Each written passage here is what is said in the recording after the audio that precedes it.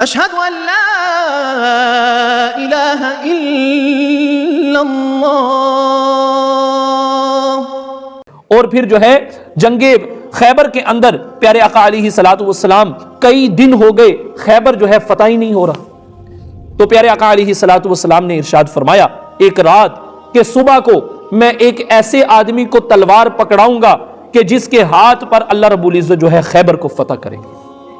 اب صحابہ کے اندر اضطراب کہ کس کو پیارے آقا جو ہے صبح تلوار پکڑائیں گے۔ جب صبح ہوئی تو پیارے آقا علیہ الصلوۃ والسلام نے ارشاد فرمایا این علی بن ابی طالب، کہ حضرت علی بن ابی طالب کہاں ہیں؟ تو صحابہ نے عرض کیا کہ یا رسول اللہ ان کی تو آنکھ جو ہے دکھ رہی ہے۔ تو پیارے آقا علیہ الصلوۃ والسلام نے ارشاد فرمایا کہ بلاؤ حضرت علی کو۔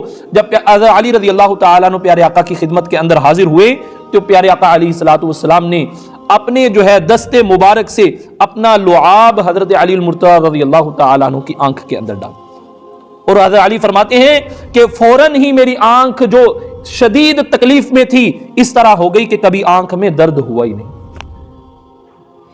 تو حضرت علی رضی اللہ تعالیٰ عنہ کو پیارے آقا نے اپنی تلوار پکڑائی اور ارشاد فرمایا کہ اے علی جاؤ خیبر میں، اور جا کر جو ہے سب سے پہلے ان لوگوں سے نرمی سے بات کرنا اور اسلام کی طرف ان کو راغب کرنا، اور ارشاد فرمایا کہ اے علی اگر تیرے ہاتھ پر ایک آدمی اسلام لے آئے مسلمان ہو جائے وہ دنیا اور آخرت میں تیری نجات کے لیے کافی۔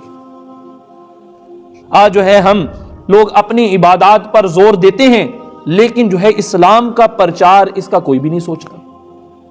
تو پیارے آقا نے کیا ارشاد فرمایا کہ اے علی تیرے ہاتھ پر ایک آدمی مسلمان ہو جائے تیری دنیا اور آخرت کی نجات کے لیے وہ کافی ہے۔ تو اس لیے آج ہم بھی کوشش کریں کہ ہمارے ہاتھوں پر بھی کوئی نہ کوئی مسلمان ہو۔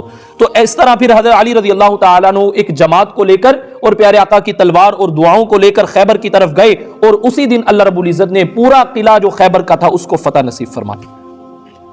تو سارا کا سارا خیبر کا علاقہ جو ہے اسلام کے دائرے کے اندر آ گیا۔ تو حضرت علی رضی اللہ تعالی عنہ کو شیر خدا ہونے کا لقب عطا، اور اسی موقع پر جو خیبر کا دروازہ تھا جو حضرت علی رضی اللہ تعالی عنہ نے اپنے بائیں ہاتھ سے اٹھایا، صحابہ ارشاد فرماتے ہیں کہ جنگ ختم ہونے کے بعد 80 بندوں نے اس دروازے کو اٹھانا چاہا، 80 بندے اس دروازے کو ہلا بھی نہیں سکے، جس دروازے کو حضرت علی رضی اللہ تعالی عنہ نے اپنے بائیں ہاتھ سے اکھاڑا، اور صرف اکھاڑ کر پھینک نہیں دیا، سارا دن اس کو ڈال کے طور پر استعمال کرتے رہے۔